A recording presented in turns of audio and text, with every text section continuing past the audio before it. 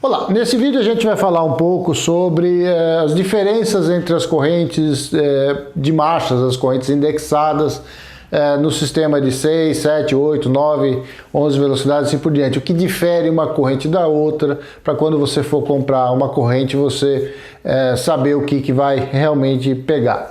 Geralmente o pessoal fala, eu quero corrente para 9, corrente para 10 e assim diante, mas o pessoal não sabe exatamente o que muda algumas características, e aí eu já achei algumas correntes especiais, medidas que o pessoal às vezes só apareceria na de 10 velocidades, colocando na de 9, fazendo uma mistura. Então vamos começar pelo básico.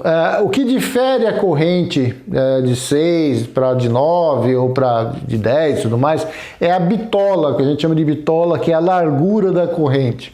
Isso é dado pela quantidade de coroas que você vai ter no cassete. Conforme eles foram colocando mais coroas no mesmo espaço, a distância entre as coroas diminuiu e aí a corrente aqui teve que também diminuir de tamanho. Essa daqui é uma de 6, 7 ou 8 velocidades e você tem a mesma bitola de corrente, a largura de 7 milímetros, né, que é na parte mais externa dela.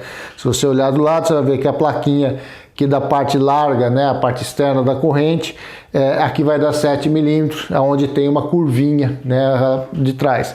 Esse 7 milímetros, essa placa mais externa, é o que vai enroscar na parte indexada ali do cassete para fazer a corrente subir. Depois a gente tem uma corrente na corrente de 9 milímetros, ela ainda tem esse abauladinho e a largura externa aqui é de 6 milímetros e meio.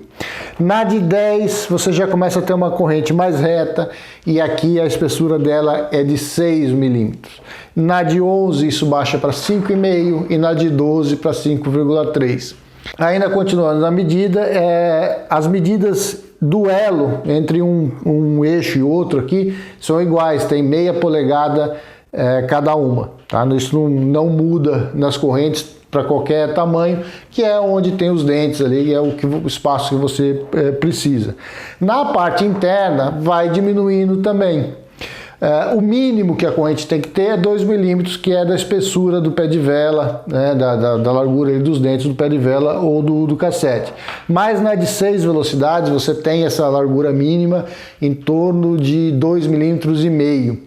O que dá uma certa folga na corrente ali. É por isso que a gente diz que as bicicletas de 8 velocidades não desregulam tão fácil o câmbio. É porque existe uma certa folga.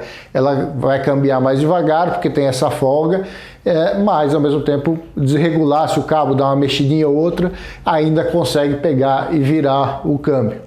Na de 9 já afina um pouquinho. As de 9, a maioria das 9 comuns tem 2,3 ali na parte interna, né? Nesse anelzinho aqui, onde vai pegar o dente.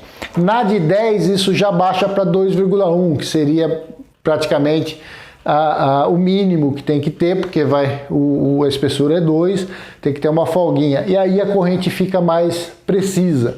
Então o que a gente pode ter é que as correntes de 8 e 9 ela tem mais resistência, e de 10 e 11 começa a ter mais precisão.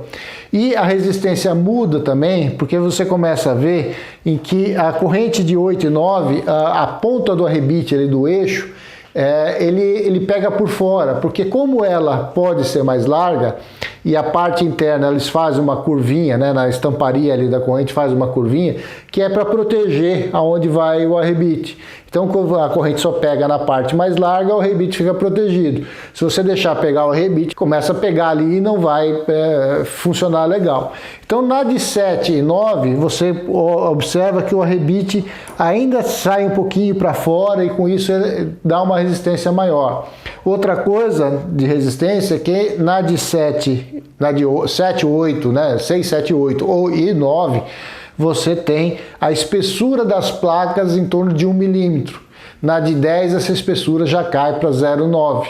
E na de 10, como ela tem que, já não dá para fazer mais essa curvinha que acabou o espaço, você tem todo reto e o arrebite tem que ser embutido dentro da placa. Diminui um pouquinho a resistência. No entanto, a precisão aumenta, porque a parte interna fica justo com as coroas e com a polia, principalmente do câmbio traseiro, que é quem empurra a corrente para os lados ali para fazer a mudança de marcha. Então ele estando justo na hora de empurrar é bem direto. Se você tem lá 2,5 milímetros, né, ou seja, 0,2 de cada lado da corrente para ele puxar para o câmbio empurrar para um lado ou para o outro, você tem sempre uma folguinha que ainda demora um pouquinho para fazer essa mudança. É mínimo, sim, é mínimo. Para quem não tem essa necessidade de precisão, não vai sentir muita diferença, mas para competidor acaba tendo essa característica. Essas são as questões básicas para uma escolha de corrente. Aí tem outros detalhes, como corrente cromada, não cromada, corrente com a lateral aqui furada para aliviar peso, e assim por diante, que você vai ter que balancear para fazer a escolha. Na lateral das placas, você vê que todas são chanfradas, para assim que ela mude um pouquinho de distância, ela já engate numa coroa ou na outra. E às vezes você olha de 10, você vê que às vezes chanfrado vai até a parte aqui do arrebite, tem outras que é só na parte abaulada que tem. Outro detalhe, aqui eu peguei uma corrente de 9, que a parte interna dela, a medida interna dela é igual a de 10, 2,1 milímetros.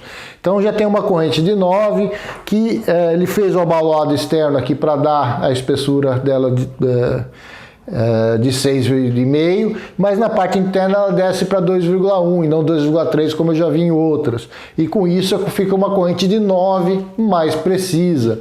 E assim por diante. Aqui já achei outra, que é uma corrente que já vem com essa plaquinha furada para aliviar peso, e ela parece que tem um tratamento, pelo menos é o que está escrito, eu vou testar ainda, tem um tratamento de Teflon para pegar menos sujeira. Toda corrente, quando pega menos sujeira, ela tende a durar mais ou trabalhar melhor. É por isso que também a gente fica buscando aí lubrificante que faz o serviço aí sem juntar tanta sujeira, para conservar melhor a corrente e para fazer com que ela trabalhe melhor. Então são essas questões que você vai ver aí, às vezes para comprar uma corrente para o catálogo e tudo mais, que é legal saber para você fazer uma compra melhor, tá bom? É isso aí. Se você chegou até aqui, até o fim do vídeo, é porque talvez ele tenha sido útil para você. Se foi, inscreva-se no canal aí embaixo, dá um like aí para ajudar o vídeo a se popularizar. E se tiver alguma dúvida, acesse o site da gente, ondepedala.com, tem um sistema de dúvidas lá, ou na loja, né, loja.ondepedala.com, que tem o acesso ao WhatsApp da gente, você pode fazer a pergunta direta. Não esqueça de dar uma olhadinha na nossa loja, que ajuda a gente a produzir mais vídeos, especialmente com lá os lubrificantes, desengraxantes, que tem a marca Onde Pedalar, esses é que dão uma ajuda melhor pra gente, tá bom? É isso aí.